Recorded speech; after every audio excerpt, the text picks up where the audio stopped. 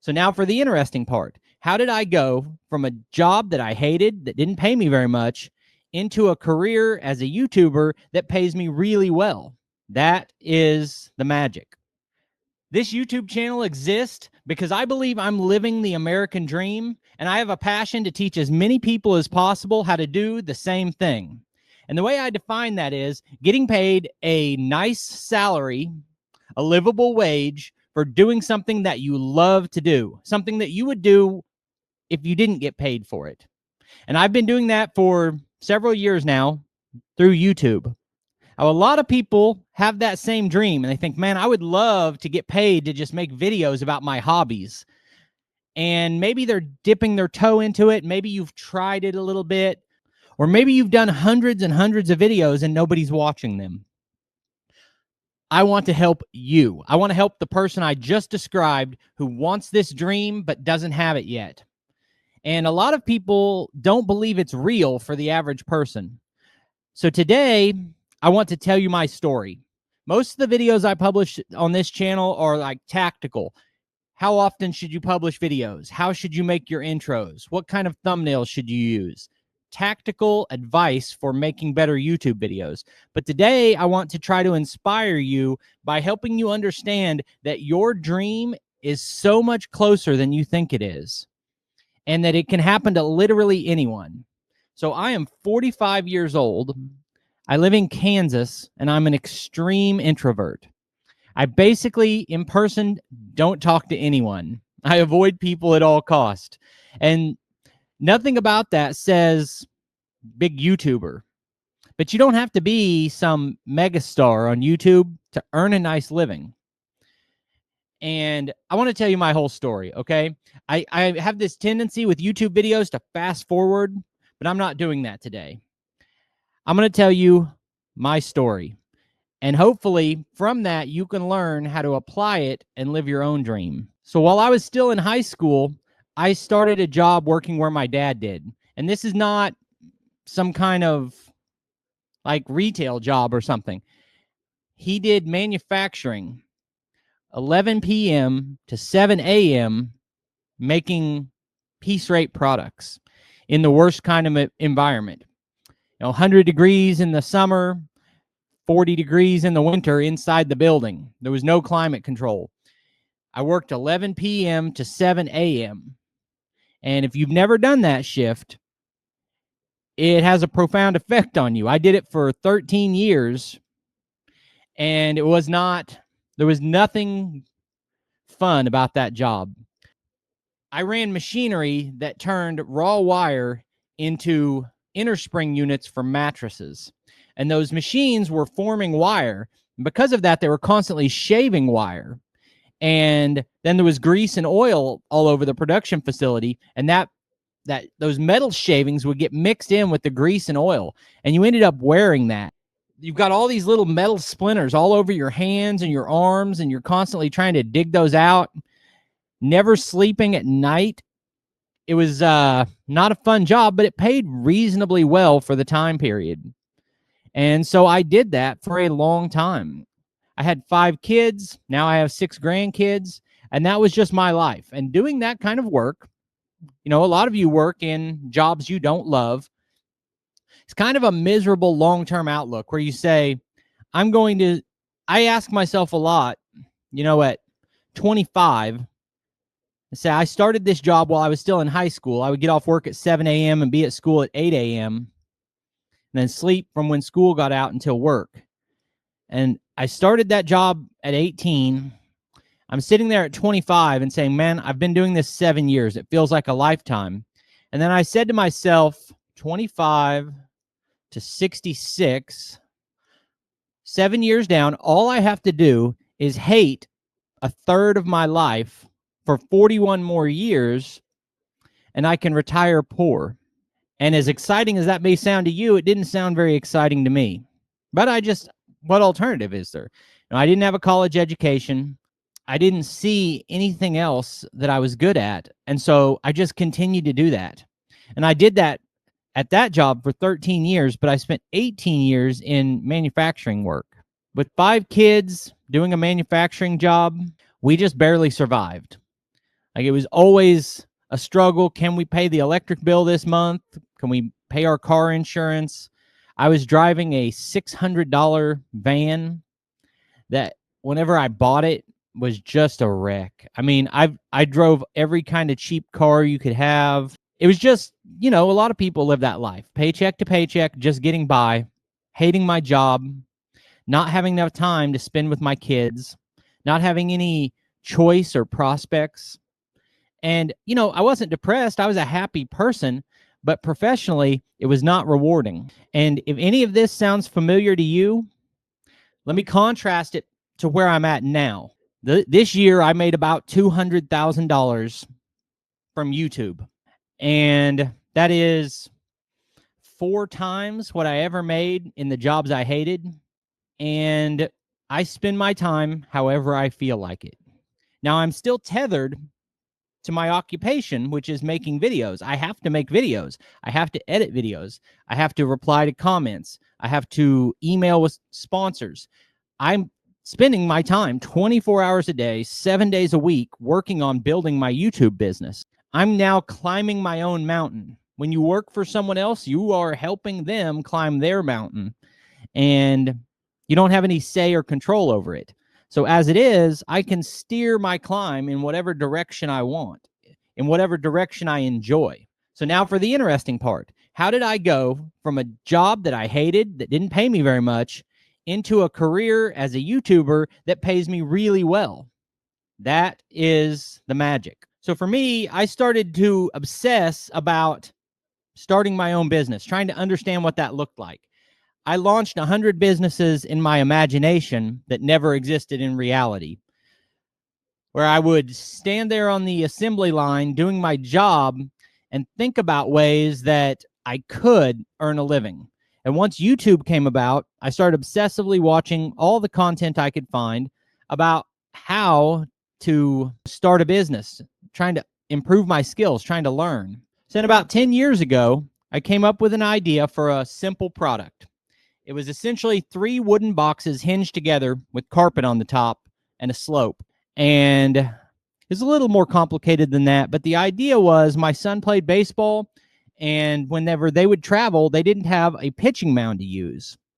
And what we wanted was a pitching mound that could fold up and roll and could easily pack into a normal-sized vehicle and make it easier to prepare for baseball games. I had that idea, and I made one, and I showed it in a Facebook group, and 200 people messaged me and said they wanted one. So from there, I'd been itching to do my own thing. And now I'd come up with something that I couldn't find anywhere else on the internet, and people wanted it. And I knew right then that was my moment. And I'm realizing that before that, I had 100 other moments. This is just the first one I took advantage of. I could have done YouTube way before that. I could have done 100 other things, but this one struck me, and I went for it. So I was working 60 hours a week, and I came up with a product that I could build in about 3 hours. And I started, I would work 12 hours, I would come home, and I would build 2 of them, and did that every single day. And within 2 weeks of building the first one, I was shipping them across the country. Tremendous failure. They were breaking, nothing but problems, but I had to go through that to learn. So I spent my evenings and my weekends obsessively building a product and selling it on the internet. And to do that, I had to learn how to build a website and set up payment gateways, create a Facebook page, run Facebook ads, start a YouTube channel to promote my own product, find YouTube influencers to help me promote the product, do inventory, sales, bookkeeping, hiring, becoming the boss. And within a year, I quit my job and went full-time. Now, let me tell you what that looks like. So with a business, I've always found that there's a gap between the point you need something and the point you can afford it. And let me tell you what I mean by that. With the pitching mound business, I did the math and said with my current profit margin, I would have to do about 30 of these products per week to be able to quit my job and support my family. And I was currently only able to build 15 of them.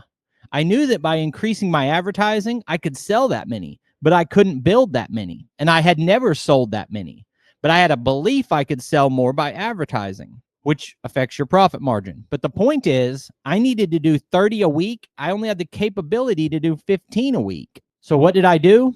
I quit my job while only earning half of what I needed to live.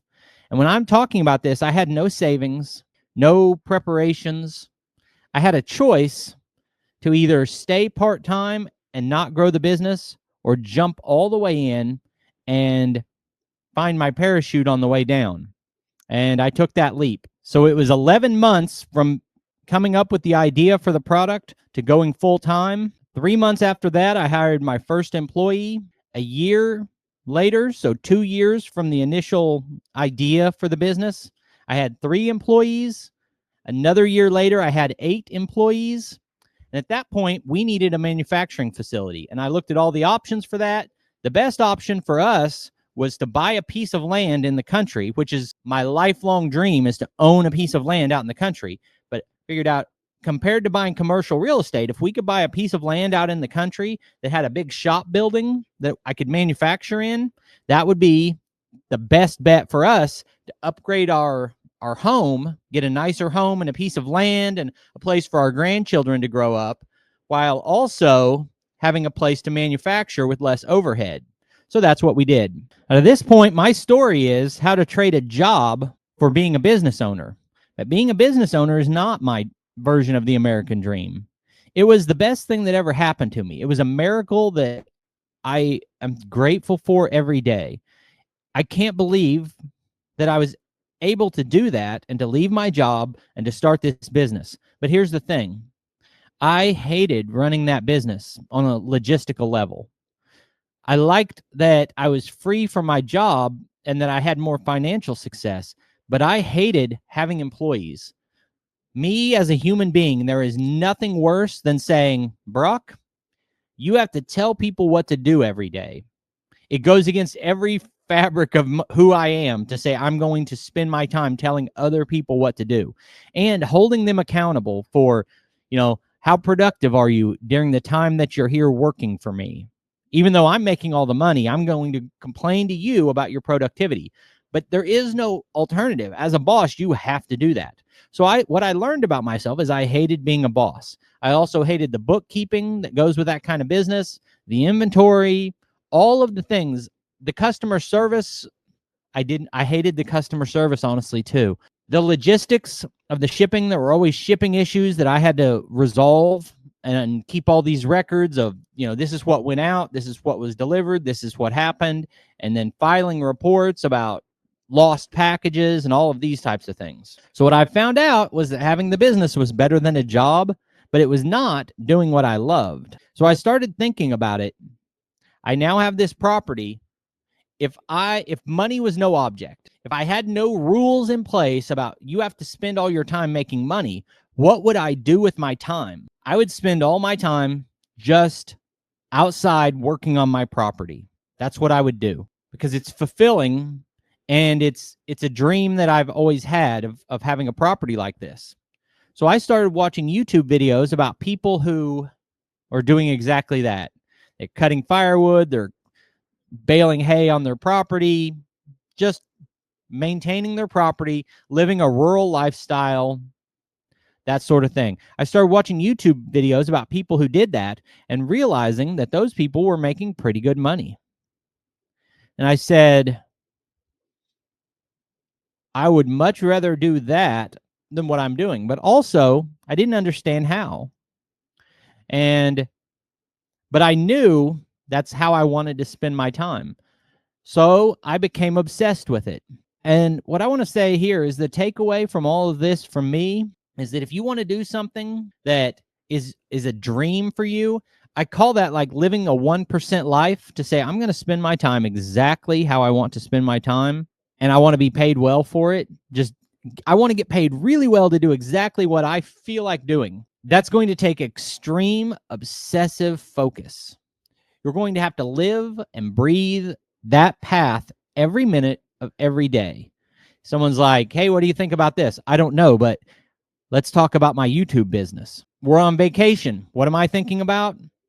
How to make better YouTube videos. So I was looking at people living what I imagine to be the perfect life, making videos about something they love doing. And I said, how would I do that? So I got obsessive about watching channels that teach you how to make YouTube videos and how to make money on YouTube.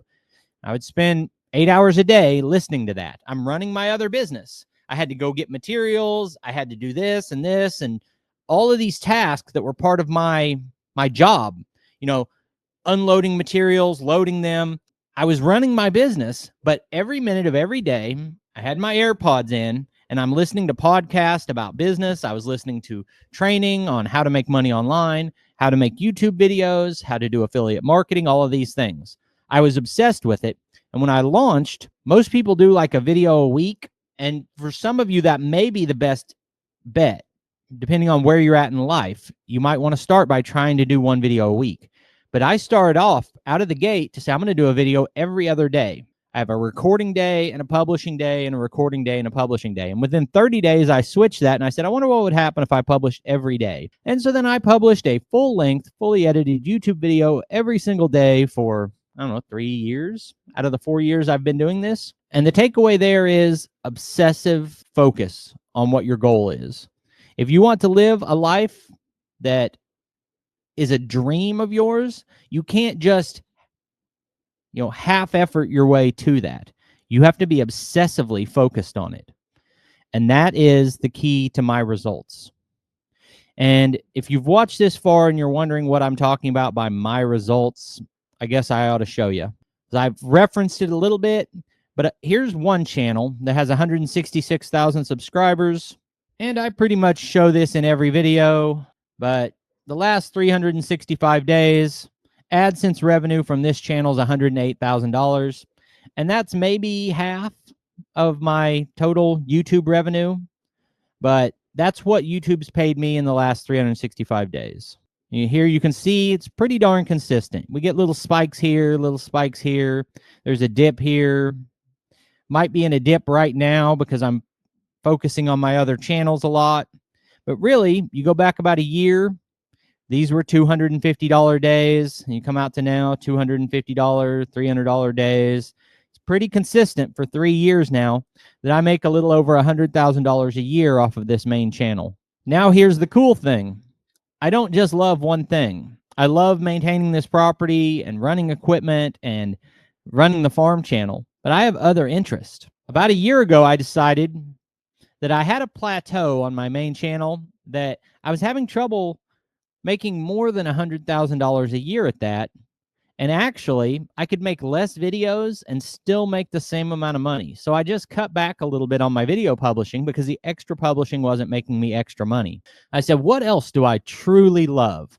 Well, I've been kind of obsessed with the aquarium hobby for 25 years. Now, most of that time, I couldn't really afford to have the nice aquariums that I wanted.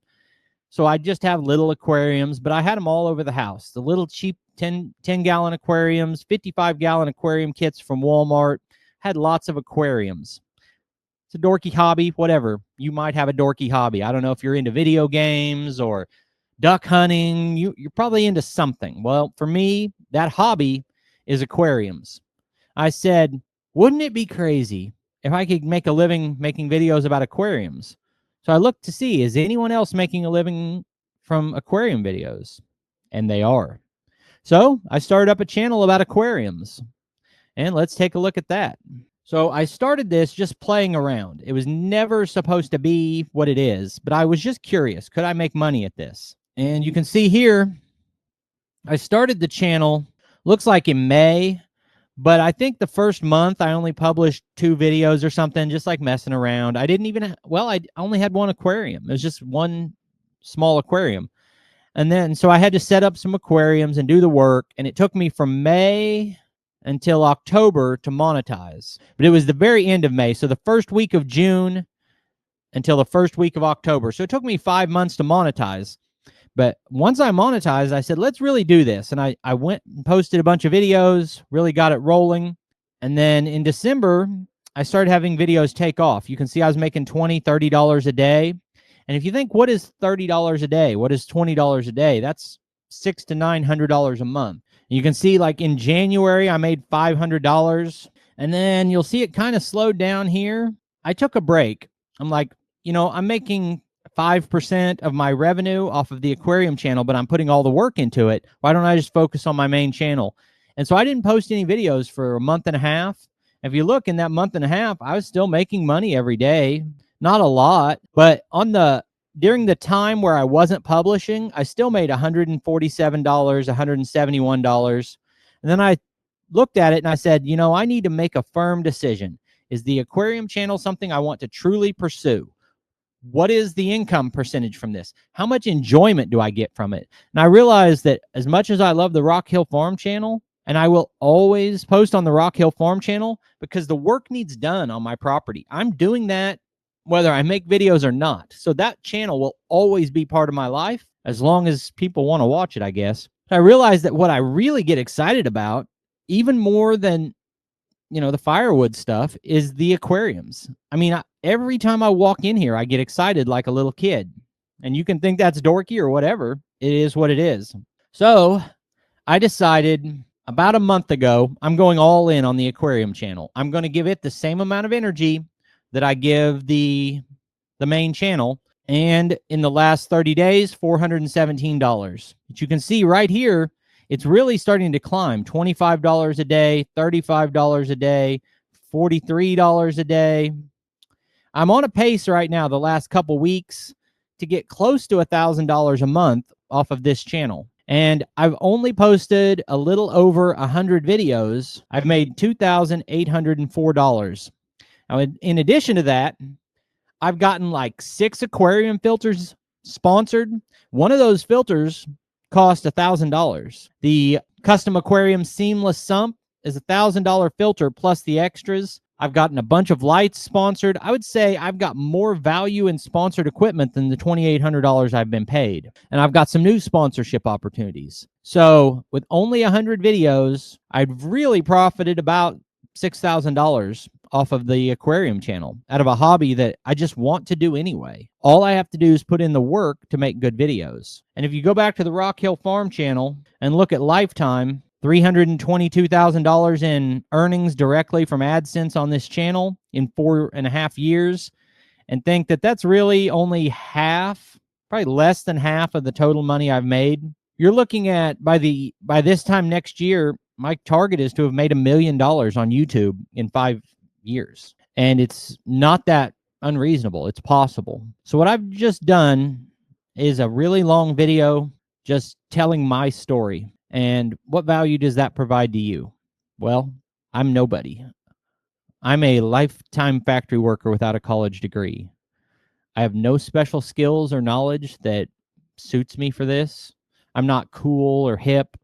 I didn't know how to hip. Ooh, there's a cool word for you.